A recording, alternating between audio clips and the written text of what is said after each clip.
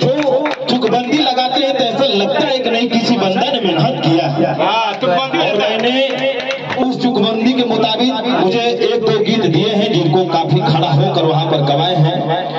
तो मैं चाहूंगा कि वीएन भारती जी काफी कलाकारों के साथ बहुत कुछ किए हैं और स्ट्रगल की दुनिया में कहते हैं कि कलाकार की सोच बहुत दूर तक होती है और आज है कि नहीं काफी मेहनत कर वहां तक पहुंचे हैं और काफी आप लोग हर क्षेत्र को घूमते हुए फिरते हुए और आप लोग के साथ खड़े हैं।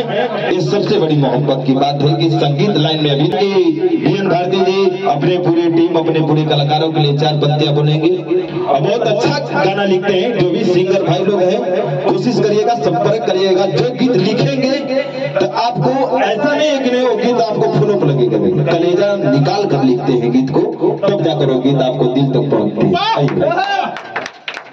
सबसे पहले यहाँ पर उपस्थित सभी कलाकार को हमारी तरफ से अभिनंदन, प्यार और नमस्कार। ये बहुत खुशी की बात है आज की सभी एक साथ यहाँ पर एकजुट बनी जाए और सम्मानित किया जाता है। ये सबसे बड़ी बात है। भगवान में एक कलाकार के ऐसा सम्मान अभी कभी कोई स्टूडियो या कोई नहीं दिले, लेकिन यहाँ हम लोग सब जुटल बनी जाए और यहाँ भगवा फिल्म के ऑनर स्वामी जी ये हमने के उल्लास समझले बानी, इनकर बहुत बड़ी मेहरबानी बा और इनकर दिल से इनके धन्यवाद। Love you. शायद